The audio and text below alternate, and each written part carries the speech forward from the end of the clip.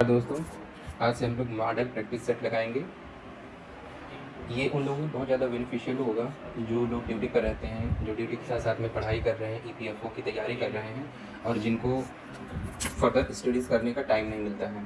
Actually में इसमें हम लोग बस केवल सैम्पल पेपर का केवल आंसर, क्वेश्चन और आंसर सीधे सीधे करेंगे, कोई डिस्क्रिप्शन नहीं होगा। ठीक है, यहाँ पर कोई भी डिस्क्राइब नहीं होगा, बस सीधे क्वेश्चन और सीधे आंसर। आप इसको थोड़ा थोड़ा देर रोक कर पढ़ लीजिएगा अपने हिसाब से। ठीक है, आपको जैसा उचित लगे वैसा आप लोग कर लीजिएगा। बट मैं पहले बता दे रहा हूँ कि यहाँ पर डायरेक्टली चारों ऑप्शन में नहीं पढ़ूंगा, जो सही करेक्ट ऑप्शन होगा उसी को हम सीधे मार्क कर देंगे। ओके, क्योंकि चारों ऑप्शन पढ़ेंगे फिर उसको डिस्क्राइब करेंगे तो टाइम बहुत ज़्यादा लग जाता है और लंबी वीडियो को देखना नहीं चाहता है। ठीक है, तो शॉर्ट में मैं उसी क्वेश्चन को टैग कर दूंगा जो सही होगा। ठीक है, आप लोग अपने तरीके से पढ़ाई कर लीजिएगा। और जहाँ तक रही बात डिस्क्रिप्शन की, वो आप लोग बहुत सारी वीडियोस देख सकते हैं, आपके पास में बुक्स वगैरह होंगी तो वहाँ से आपका क्लियर हो जाएगा। ठीक है, तो स्टार्ट करते हैं। पहला क्वेश्चन है, इनमें सिंपल सेंटेंस क्या है? ठीक है, तो इसमें सिंपल सेंटेंस है the cleaner mode the floor yesterday. ठीक है, यही पहला सेंटेंस है, सिंपल सेंटेंस। ओके, दूसरा क्वेश्चन है, इसमें सुपरलेटिव डिग्री को आइडेंटिफाई करना है। अच्छा, सुपरलेटिव डिग्री इसमें क्या है? Mount Everest is the highest peak in the world. ठीक है, माउंट एवरेस्ट हाईएस्ट पीक है वर्ल्ड में। नेक्स्ट है, इसमें find the odd words, noun में ऑड वर्ड्स को ढूंढना है। इसका सही आंसर है कंफर्ट। ठीक है, आगे चलते हैं।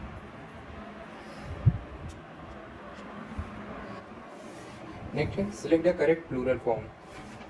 तो इसका सही ऑप्शन होगा ऑप्शन ओ। ठीक है, आगे चलते हैं। इसमें करेक्ट सेंटेंस चूज करना है, तो इसका सही ऑप्शन होगा agriculture in America has kept pace with the industrial progress. फिर नेक्स्ट है, इसमें एरर डिटेक्ट करनी है आपको कि कहाँ कहाँ पर एरर है।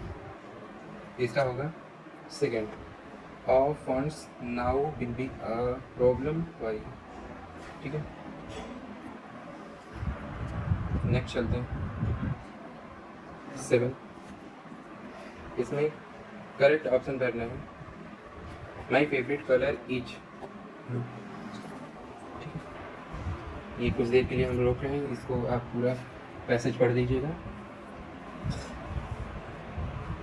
ठीक है, आप रोक कर पढ़ सकते हैं। इसमें क्वेश्चन है the facts relating the problem of the political interference indicate that. इसका सही ऑप्शन है politicians and the civil servant cooperate to gain mutual advantage. अच्छा, ये कुछ नया क्वेश्चन आया है तो इसके बारे में हम आपको बता देते हैं। ये यस स्टैंड करता है सब्जेक्ट के बारे में। अच्छा, यहाँ पर बता देते हैं, यस स्टैंड करेगा सब्जेक्ट तक। ठीक है, ये स्टैंड करेगा एडवर्ब पर। ठीक है, वी स्टैंड करेगा वर्ब पर। फिर ये करेगा, सॉरी ये का तो बता ही चुके हैं। और क्या, सी डिनोट करेगा कॉम्प्लीमेंट, कॉम्प्लीमेंट। करेक्ट। ठीक है, और कुछ लगेगा क्या, ओ डिनोट करेगा ऑब्जेक्ट। ठीक है, और कुछ लगेगा क्या, A S V O C A S V O C. तो क्वेश्चन है द जज declared the culprit innocent after the trial. तो इसमें सही ऑप्शन क्या होगा, 4। ठीक है, आगे बढ़ते हैं हम लोग। इसमें नाउन को वर्ब में चेंज करना है, एग्रीमेंट। इसका सही ऑप्शन होगा एग्री। ठीक, आगे चलते हैं।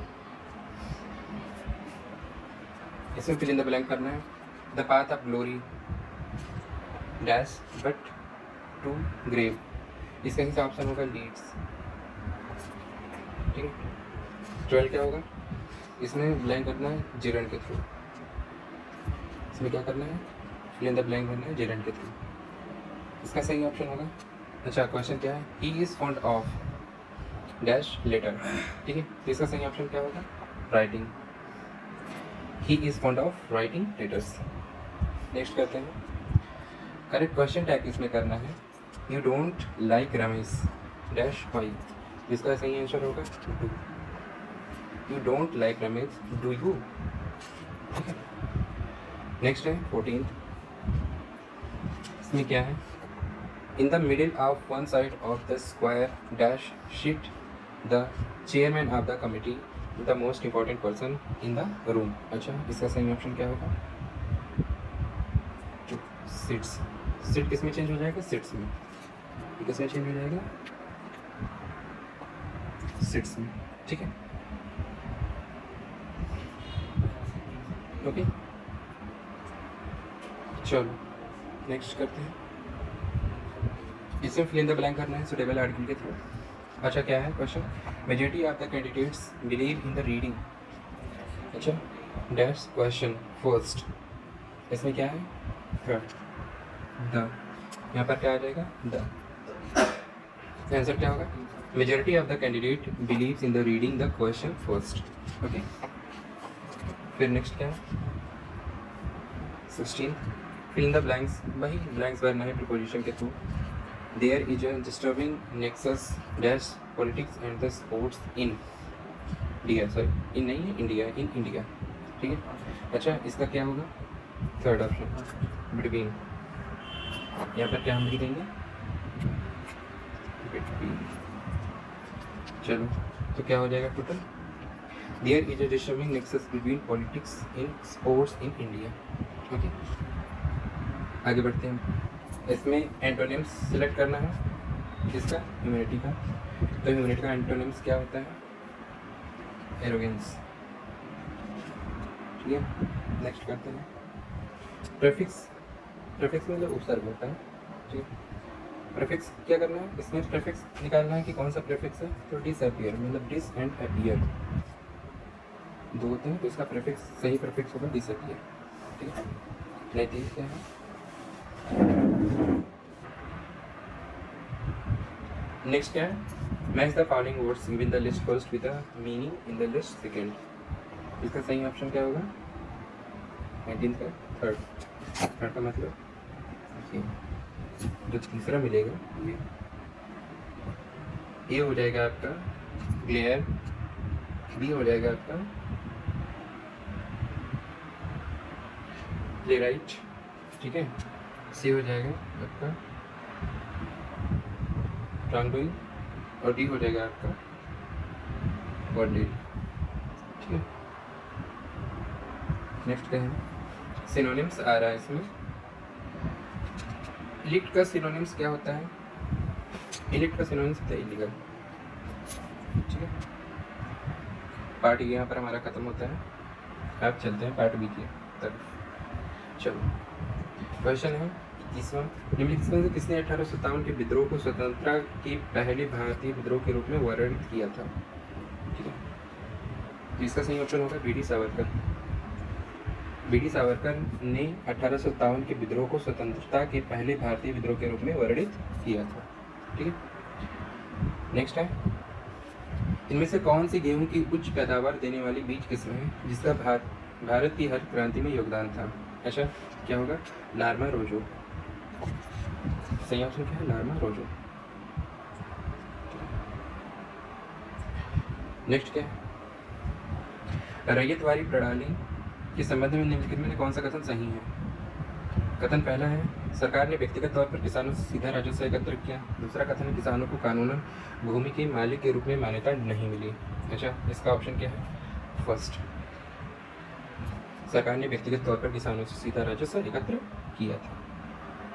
24 क्या कहलाता है, वही फिर से कथन पर विचार करें, अच्छा इसका ऑप्शन क्या होगा, हम रोक रहे हैं, आप लोग पढ़ लीजिएगा, ठीक है।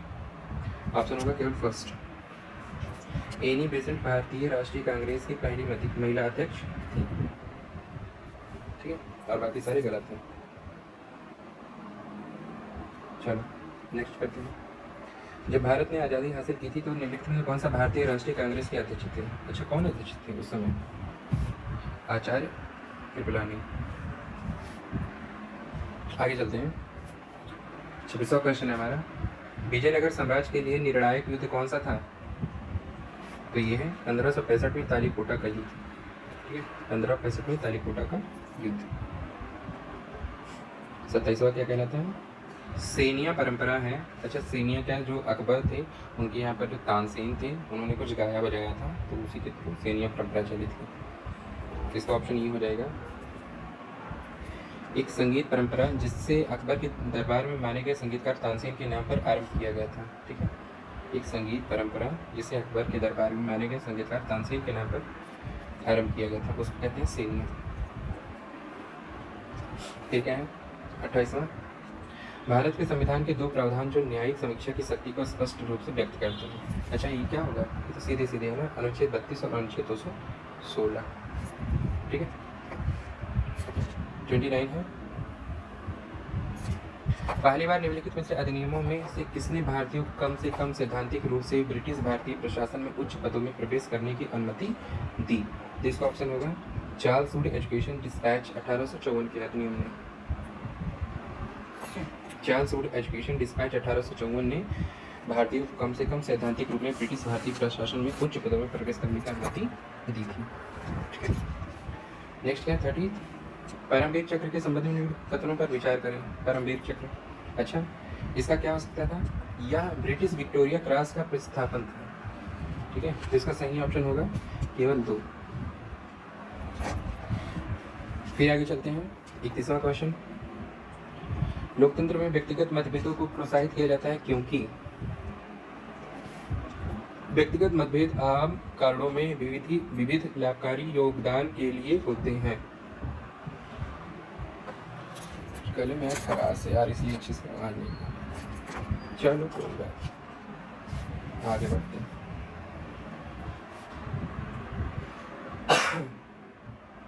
बत्तीसवां क्वेश्चन क्या कहलाता है? भूमध्य सागरीय जलवायु क्षेत्र से संबंधित निम्नलिखित में कौन सा कथन सही है? चलो इसका देखते हैं। इसका ऑप्शन होगा 2, 1 और 4। चलो इसको पढ़ भी लेते हैं। पहला क्या है? यह अक्षांशीय सीमा 30 डिग्री से 45 डिग्री उत्तर और दक्षिण गोलार्ध में पाया जाता है। क्या? भूमध्य सागरीय जलवायु क्षेत्र। ठीक है, और चौथा क्या कहलाता है? भूमध्य सागरीय जलवायु में वर्षा मुख्य रूप से वेस्टर्न लीज के कारण होती है। वेस्टर्न लीज के कारण, तो मतलब 31वां का ये दोनों सही है, पहला भी और चौथा भी। जो सही ऑप्शन होगा दूसरा, पहला और चौथा। 33वां है, यदि पशु वसा के साथ राख को मिलाया जाता है तो कच्चे रूप में क्या प्राप्त होता है? तो कच्चे रूप में साबुन प्राप्त होता है। ठीक है, नेक्स्ट, बेलनाकार वाले मोहरों का उपयोग किस सभ्यता में किया गया था? बेलनाकार वाले मोहरों का उपयोग मेसोपोटामिया में किया गया था। इसका सही ऑप्शन है 4, मेसोपोटामिया। अच्छा, 35वां, नदी और उनके सहायक नदी के निम्नलिखित जोड़ों में से कौन सा मिलान सही ढंग से मेल नहीं है? तो इसमें कि नर्मदा अमरावती नहीं होती है। ठीक है, इसके सहायक नदी नहीं है।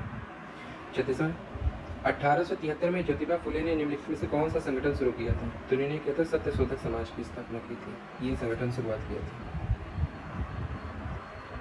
फिर 37वां है, राम प्रसाद बिस्मिल, रोशन सिंह और राजेंद्र लाहिड़ी के बीच समानता क्या थी? चलो आगे देखते हैं। तो वे काकोरी साजिश में के मामले में जुड़े हुए थे। कौन कौन जुड़ा हुआ था? राम प्रसाद बिस्मिल, ठीक है, ये देखो, राम प्रसाद बिस्मिल, रोशन सिंह और राजेंद्र लाहिड़ी काकोरी डकैती में जुड़े हुए थे। चलो नेक्स्ट करते हैं। 38वां क्वेश्चन, भारत के संविधान की 7वीं अनुसूची में क्या शामिल होता है? तो भारत की 7वीं अनुसूची में संघ सूची, राज्य सूची और समवर्ती सूची शामिल होती है। ठीक है, 39वां करते हैं, निम्नलिखित में कौन सा मौलिक कर्तव्य नहीं है? तो किसी को अनिवार्य सैन्य सेवा प्रदान करना ये मौलिक कर्तव्य नहीं होता है। ठीक है, 40वां करते हैं, भारत इंटरफेस फॉर मनी के संबंध में गलत कथन क्या है? तो उसको सही पढ़ लीजिएगा, पहला, दूसरा, तीसरा। इसका सही ऑप्शन होगा चौथा, यह भारतीय रिजर्व बैंक द्वारा विकसित किया गया है। ये गलत है। ठीक है, बाकी सारे सही हैं पर ये गलत है क्योंकि इसमें गलत कथन चुनना था। चलो नेक्स्ट करते हैं, निम्नलिखित कथनों पर विचार करें। स्थगन का अर्थ है संसदीय सत्र का समाप्त हो जाना, जबकि सत्रावसान का अर्थ क्या होता है? अर्थ एक बैठक का समाप्त होना है, ना कि सत्र का समापन होना है। ठीक है। दूसरा पे कह रहा था स्थगन पीठासीन अधिकारी द्वारा किया जाता है, जबकि सत्रावसान भारत के राष्ट्रपति द्वारा किया जाता है। तो इसमें क्या ऑप्शन सही होगा? दूसरा, केवल दो सही। इसमें क्या है? स्थगन पीठासीन अधिकारी द्वारा किया जाता है, जो स्थगन होता है वो पीठासीन अधिकारी द्वारा किया जाता है, और जो सत्रावसान होता है वो भारत के राष्ट्रपति द्वारा किया जाता है। ठीक है। नेक्स्ट 42वां, मृत जल क्षेत्र के बारे में क्या सही है? तो 42वां क्या था? मृत जल क्षेत्र के बारे में क्या सही है? इसका सही ऑप्शन होगा तो महासागरों के तटीय क्षेत्र जहां ऑक्सीजन एक स्तर पर गिर जाता है, जो समुद्री जीवन के अस्तित्व को खतरा होता है, इसे कहते हैं मृत जल क्षेत्र। ठीक है। 42वां क्या कहलाता है? सर्किट में विद्युत प्रवाह की उपस्थिति का पता लगाने के लिए किस डिवाइस का उपयोग किया जाता है? तो ये होता है गैल्वेनोमीटर। ठीक है। 44 है, सूखे सेल के एनोड को बनाने के लिए निम्नलिखित में किन तत्वों का उपयोग किया जाता है? तो ये होता है जिंक। सूखे सेल के एनोड को बनाने के लिए जिंक का उपयोग किया जाता है। फिर 45वां क्या है? प्रधानमंत्री फसल बीमा योजना के संदर्भ में निम्नलिखित कथनों पर विचार कीजिए। तो भैया विचार कर लियो, पहला पढ़ लियो, दूसरा पढ़ लियो। अच्छा, इसका सही ऑप्शन क्या होगा? टॉपिक में से कोई नहीं। ये लो, इतना पढ़े और दोनों में कौन नहीं, यूँ बढ़िया रहा है। 46वां क्या है? थोड़ा जल्दी जल्दी करते हैं दोस्तों, क्योंकि इसमें बहुत ज़्यादा टाइम लग रहा है। ठीक है। ब्रिटिश इंडिया एडवोकेट क्या होता है? ब्रिटिश इंडिया एडवोकेट इनमें से कुछ नहीं होता है। ठीक है। तो ऑप्शन क्या होगा? इनमें से कोई नहीं। हमने पहले बताया था कि डिस्कशन यहाँ पर नहीं करेंगे कौन क्या है कौन क्या नहीं है, इसके लिए आपकी थ्योरी क्लासेस चल ही रही हैं, बहुत सारे लोग चला रहे हैं। ठीक है। चलिए, दुनिया का सबसे बड़ा मछली पकड़ने का समुद्र क्या है? उत्तरी समुद्र। उत्तरी समुद्र में मछली सबसे ज़्यादा पकड़ी जाती है। फिर 48वां क्या कह रहा था? महाद्वीपीय क्षेत्रों और तटीय क्षेत्रों के बीच विशाल तापमान अंतर है। अच्छा, क्यों अंतर होता है? क्योंकि भूमि और पानी के बीच में थर्मल अंतर होता है। ठीक है, इसलिए। फिर क्या है? 49वां, निम्नलिखित में से किन राज्यों में त्रिपक्षीय विधानमंडल है? मतलब जहाँ पर दो सदन होते हैं। ठीक है, अपर हाउस, लोअर हाउस। तो इसमें क्या है? पहले तो उत्तर प्रदेश में है, तेलंगाना में है, बिहार में है। मतलब पहला, दूसरा और तीसरा। ठीक है। 50वां क्या कह रहा था? एजेंडा 21 सतत विकास के संबंध में संयुक्त राष्ट्र की एक प्राधिकारी परियोजना है। इन ये कथन है, इस पर विचार करना है। और दूसरा क्या कह रहा था? इन परियोजना को 1992 में रियो डी जेनेरो के आयोजित पर्यावरण और विकास के संयुक्त राष्ट्र सम्मेलन में शुरू किया गया था। तो इसका सही ऑप्शन क्या होगा? दो, केवल दो। मतलब जो एजेंडा 21 थी, तो वो जो परियोजना थी वो 1992 में रियो डी जेनेरो में आयोजित पर्यावरण और विकास के संयुक्त राष्ट्र सम्मेलन में शुरू कराया गया था। ठीक है। फिर नेक्स्ट चलते हैं, अपने पालतू पशुओं के साथ में लोगों का मौसमी प्रवास क्या कहलाता है? ट्रांसह्यूमंस। ठीक है। फिर नेक्स्ट चलते हैं 52वां क्वेश्चन, निम्नलिखित कौन सा दुनिया के देशों को global gender gap index ranking देता है? ठीक है, तो कौन देता है? विश्व आर्थिक मंच। विश्व आर्थिक मंच दुनिया के देशों को global gender gap index ranking देता है। फिर 53वां है, वन्य जीवन संरक्षण अधिनियम 1972 के अनुसार कानून द्वारा प्रदान किए गए कुछ प्रावधानों को छोड़कर निम्नलिखित में कौन सा जानवरों का शिकार नहीं किया जा सकता?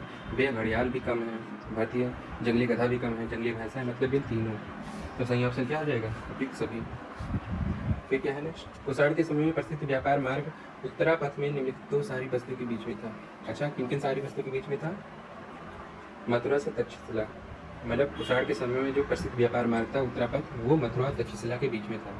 ठीक है। फिर नेक्स्ट चलते हैं 55वां, मुद्रास्फीति को नियंत्रित करने के लिए निम्नलिखित में कौन सा तरीका सही नहीं है? ठीक है। तो अगर ब्याज की दर को कम किया जाता है या जो कुछ भी बढ़ाया जाता है तो ये मुद्रास्फीति को नियंत्रित नहीं करता है। ठीक है। हिमालयन गेहूँ क्या होते हैं? हिमालयन गेहूँ क्या होते हैं? ये होते हैं सदाबहार शंकुधारी पेड़, पारंपरिक दवाओं में विभिन्न प्रकार के उपयोग करते हैं। ठीक है, इसका ऑप्शन हो जाएगा तीसरा। 57वां है,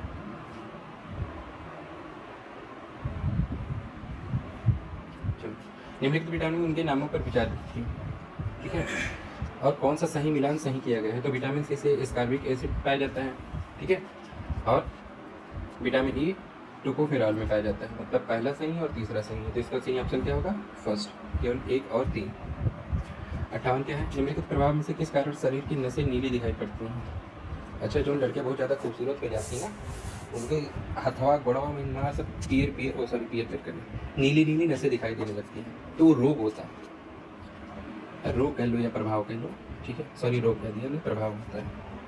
तो वो किसकी वजह से होता है, देखो रायलीक स्कैटरिंग के थ्रू होता है, ठीक है। 59 में क्या है, एक प्रजाति जिसका पारिस्थितिकी तंत्र से गहरा जुड़ा होता है, इसकी कमी या प्रशुरता पारिस्थितिक तंत्र को अत्यधिक प्रभावित कर सकती है। अच्छा, तो इसमें क्या कौन कौन होता है, जो किस्टोन प्रजातियां होती हैं उनका बहुत ज़्यादा जुड़ाव होता है पारिस्थितिकी तंत्र से। फिर नेक्स्ट, भारत की प्रसिद्ध लैगून झील क्या है। लैगून झील वही चिल्का झील होती है, इसका सही ऑप्शन होगा तो। आंतों में वर्णता की उपस्थिति क्या प्रभावित कराता है, ठीक है, ये होता है कोन को प्रभावित करता है। इनमें कौन सा धूप चश्मे के लिए उपयोग किया जाता है, ठीक है, धूप चश्मे के लिए कौन सा क्रक्स ग्लास उपयोग किया जाता है। क्रक्स ग्लास धूप की चश्मे बनाने के लिए उपयोग किया जाता है। जो फैशन मार के चल रहा है ना इस समय, तो क्रक्स ग्लास का ही यूज करते हैं लोग, ठीक है। चलो, एंजल का नियम किनके बीच में संबंध बताता है, तो एंजल का नियम होता है उपभोक्ता की मांग और आय की मात्रा में संबंध में जाता है, तो इसका सही ऑप्शन हो जाएगा फोर्थ। उपभोक्ताओं की मांग और आय की मात्रा को जो बताता है उसे कहते हैं एंजल का नियम, ठीक है। नेक्स्ट करते हैं 64। एक पदार्थ जो आसानी से पानी के संपर्क में कोलाइडल घोल बनाता है उसे क्या कहते हैं, उसको कहते हैं हाइड्रोफिलिक कोलाइड। क्या कहते हैं, हाइड्रोफिलिक कोलाइड होता है जो पानी में आसानी से घोल बना लेता है। 65 क्या कहलाता है, बढ़ते एंटीबैक्टीरियल दवा प्रतिरोधक स्वास्थ्य क्षेत्र में एक बड़ी चुनौती बन गया है, निम्नलिखित को ध्यान से देखिए। भैया ये का सब देख लियो, ठीक है, इतना लंबा हम लोग। अच्छा, इसके सही ऑप्शन क्या होगा, फोर्थ। जितने भी हैं सबके सब, पहला दूसरा तीसरा दोनों तीनों सही हैं, ठीक है। ICOR ठीक है, के बारे में कौन सा सही नहीं है, तो इसका सही ऑप्शन होगा या सीधे आर्थिक विकास से संबंधित है, तो ये सही नहीं है, ठीक है। ICOR सीधे आर्थिक विकास से संबंधित नहीं होते हैं। चलो नेक्स्ट होता है, निम्नलिखित क्षेत्र में से कौन सा भारत में अधिकतम बचत के लिए जिम्मेदार है। अच्छा, कौन सा जिम्मेदार है, घरेलू क्षेत्र। जो घरेलू क्षेत्र होता है वो बहुत अधिक बचत करता है। फिर 68वां क्या कहलाता है, लेकिन कौन सा ग्लोब इकोनॉमिक्स प्रोस्पेक्टस रिपोर्ट समय समय पर जारी करता है, ती भैया विश्व बैंक जारी करते हैं, इनके कौन काम का है, बैठे बिल्कुल जारी किया करते हैं सर। नेक्स्ट क्या रहता है 69, इनमें कौन सा औद्योगिक श्रमिकों के लिए उपभोक्ता मूल्य सूचकांक की संख्या लाता है, तो इसमें क्या लाता है, श्रम ब्यूरो औद्योगिक श्रमिकों के लिए उपभोक्ता मूल्य सूचकांक संख्या लाता है, ठीक है।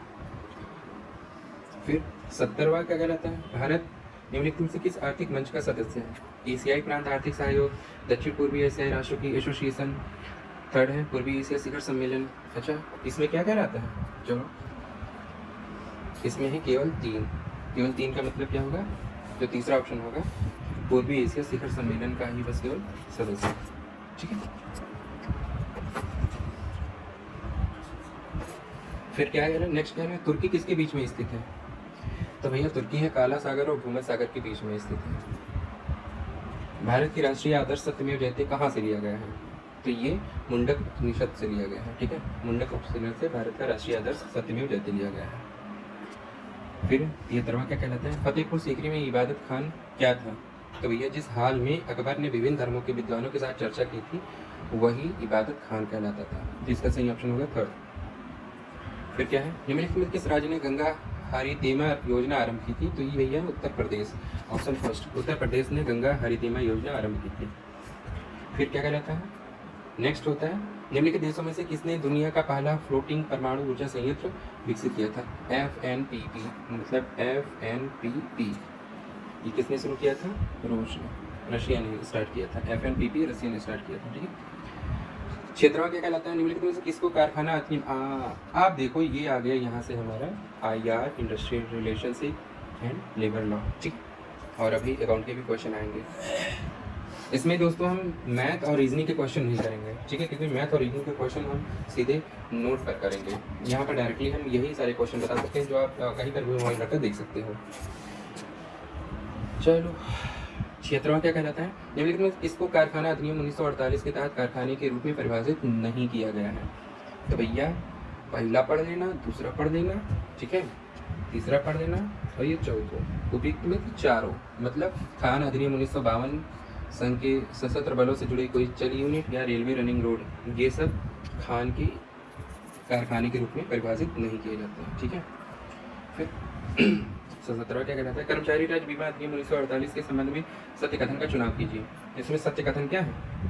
इसमें सत्य कथन है, इस कानून के अंतर्गत अंशदान जो कंट्रीब्यूशन होता है की तरह राज्य सरकारें तय करती हैं। ठीक है, जो राज्य कर्मचारी राज्य बीमा अधिनियम 1948 के तहत जो अंशदान का दर होता है उसे राज्य सरकारें तय करती हैं। दर का मतलब रेट।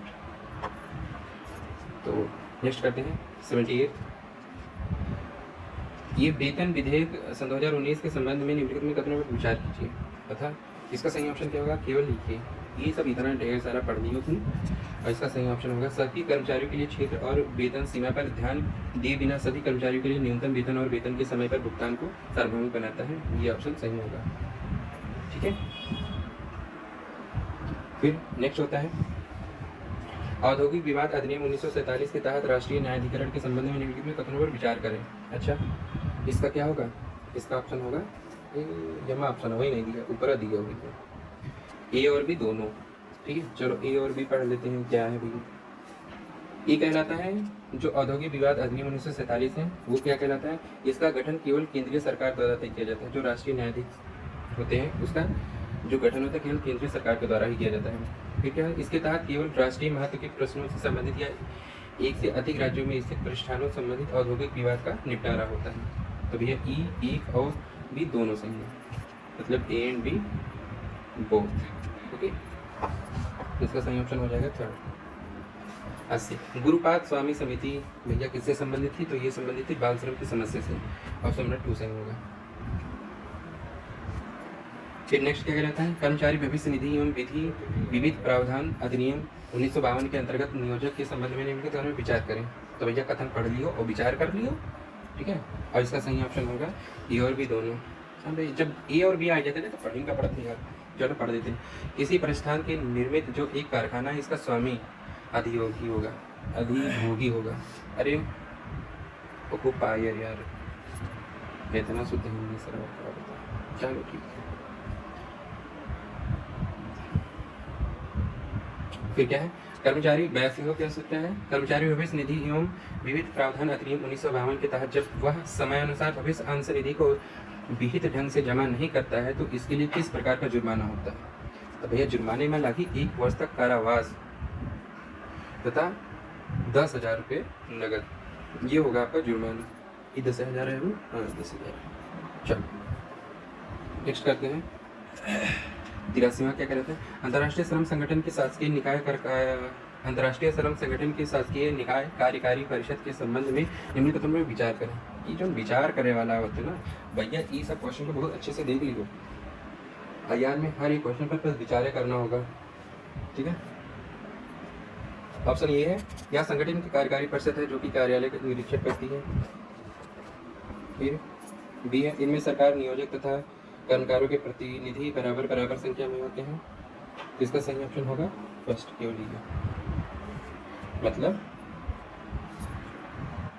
मतलब जो अंतर्राष्ट्रीय श्रम संगठन की शासकीय निकाय कार्यकारी परिषद के संबंध में जो कुछ भी कथन है तो उसका ऑप्शन ये होगा कि यह संगठन की कार्यकारी परिषद है जो कि कार्यालय का निरीक्षण करती है। चलो आगे बढ़ते हैं।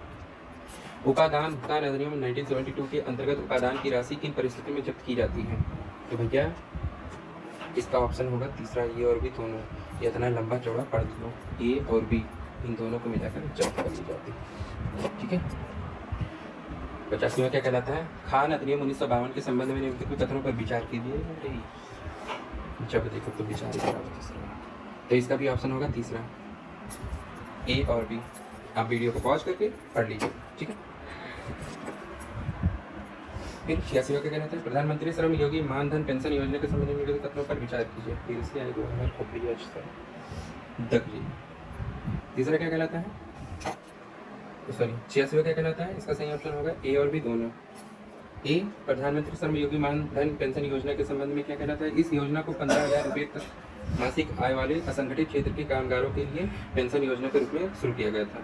फिर बी भी कहलाता है इसका, इस पेंशन योजना के से असंगठित क्षेत्र के कामगार एक छोटी सी राशि के मासिक अंशदान से 60 साल की आयु से 3,000 रुपये तक निश्चित मासिक पेंशन प्राप्त कर सकते हैं। मतलब ए और बी दोनों का बोर्ड, ठीक है। 87वां क्या कहलाता है, निम्नलिखित में से कौन से लाभार्थी प्रधानमंत्री श्रम योगी मानधन पेंशन योजना के तहत शामिल होंगे? तो ये होता है भैया दूसरा, असंगठित क्षेत्र के कामगार, ठीक है। 88वां क्या कहलाता है, ग्रेच्युटी भुगतान संशोधन विधेयक सन 2018 के अंतर्गत ग्रेच्युटी की राशि की वर्तमान ऊपरी सीमा को 10 लाख रुपए से बढ़ाकर कितना कर दिया गया था? तो इसको 10 लाख रुपए बढ़ाकर 20 लाख कर दिया गया था ग्रेच्युटी भुगतान, ठीक है। फिर 89वां क्या कहलाता है, निम्नलिखित कथनों पर विचार करें। फिर से तो कथन पढ़ दियो, इस पर विचार कर लियो आप लोग बहुत बढ़िया से। इसमें कथन में कौन सा सही है उसका सही हम ऑप्शन बता दे रहे हैं। इसमें होगा ए और बी दोनों, ठीक है। 90 क्या कहलाता है, श्रम एवं रोजगार मंत्रालय ने सभी सेक्टरों के लिए मजदूरों के किस वर्ग को औद्योगिक रोजगार अस्थायी आदेश अधिनियम 1946 में शामिल किया था? तो ये था तय अवधि का रोजगार करने वाले मजदूर।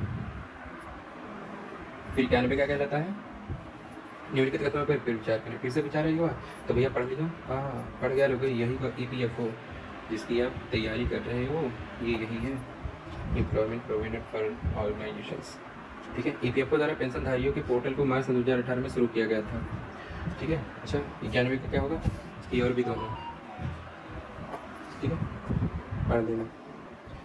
फिर 92 क्या कहलाता है, प्रधानमंत्री रोजगार प्रोत्साहन योजना के संबंध में कथनों पर विचार करें।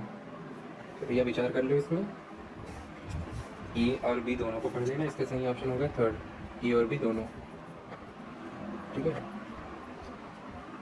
फिर नेक्स्ट है 93 निम्नलिखित में से कौन से प्रधानमंत्री रोजगार प्रोत्साहन योजना के तहत लाभार्थी हैं? तो लाभार्थी भैया कौन सा ही है, वैसे मजदूर जिनका मासिक वेतन 15,000 रुपये तक है, ठीक है। ये होंगे लाभार्थी प्रधानमंत्री रोजगार प्रोत्साहन योजना के तहत। अटल बीमित व्यक्ति कल्याण योजना के संदर्भ में निम्न कौन सा कथन सही है, ठीक है। तो भैया कथन पढ़ लियो, तो इसका सही ऑप्शन होगा थर्ड, ए और बी दोनों, ए और बी दोनों, ठीक है। 95 क्या कहलाता है, संशोधित बीमा चिकित्सक IMP योजना सन 2018 के संबंध में कथन पर विचार करें। अच्छा कथन पर विचार कर लिया भैया, तो इसमें से ऑप्शन क्या होगा सही, केवल बी। इसके तहत उन क्षेत्रों में जहां ESIC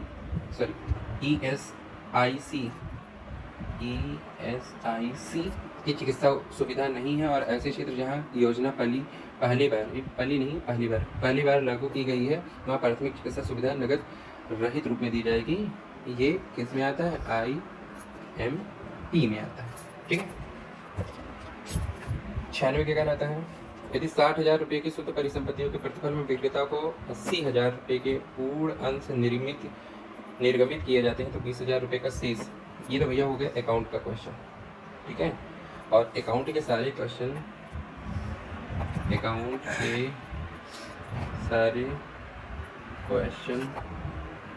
जो न्यूमेरिकल होंगे ये होंगे, लेकिन इसमें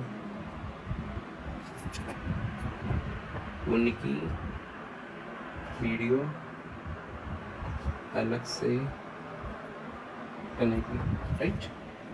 मतलब अकाउंट के जितने भी न्यूमेरिकल वाले क्वेश्चन होंगे उनकी वीडियो अलग से बनेगी। और यहाँ पर कैसे बताते हैं आप, ठीक है। बस इसमें जो ख्याति का मतलब होता है गुडविल के अकाउंट में डेबिट किया जाएगा। फिर 97 क्या कहलाता है, निम्नलिखित किस खास मतलब डिप्रिशिएशन, किस डिप्रिशिएशन विधि में किसी परिसंपत्ति का मूल्य कभी शून्य नहीं होता है, ठीक है। तो इसका सही ऑप्शन होगा घटते शीर्ष विधि से। घटते शीर्ष विधि को इंग्लिश में क्या कहते हैं, by the reducing balance method, ठीक है। फिर 98 क्या कहलाता है, अदत्त मजदूरी मतलब होता है अनपेड वेजेस।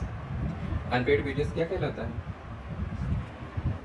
अनपेड वेजेस का सही जो ऑप्शन होगा वो होगा ये अनपेड वेजेस ही होता है करंट लायबिलिटी, मतलब चालू दायित्व। ये जो अकाउंट होते हैं वो बेटा इंग्लिश नहीं पढ़ना चाहिए, हिंदी में मेरा बहुत डिफिकल्ट होते हैं। ठीक है। अब खुद ही जो आदत है, प्रदत्त पता नहीं कहा, और इंग्लिश में अनपेड ही होता है, सिंपल। ठीक है। फिर नेक्स्ट क्या कहलाता है, किसी विपरीत समझौते के अभाव में कोई साझेदार, मतलब in the absence of any agreement to contract, क्या कहलाता है 99। इसका सही ऑप्शन होगा पूंजी पर ब्याज पाने का हकदार नहीं होता। ठीक है। Not entitled to receive the interest on capital. Okay, चलो फिर सवाल क्या है, गार्नर बना मरे के निर्णय के अनुसार किसी विपरीत समझौते के अभाव में दिवालिया साझेदार की कमी अन्य ऋण शोधन क्षम्य साझेदारों द्वारा पूरी की जानी चाहिए भैया।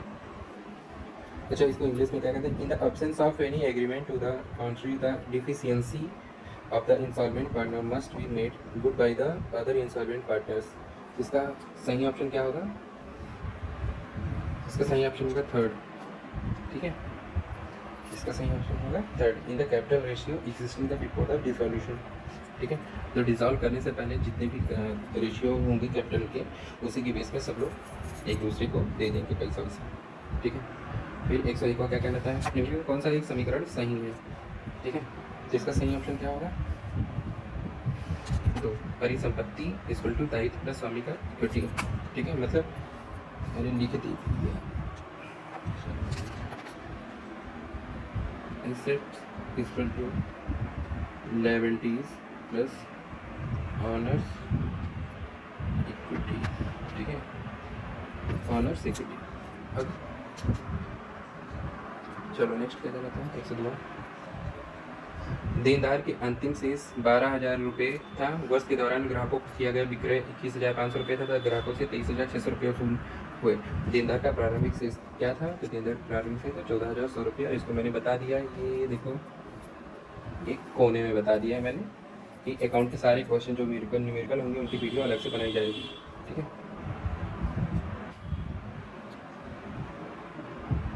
चलो नेक्स्ट क्या,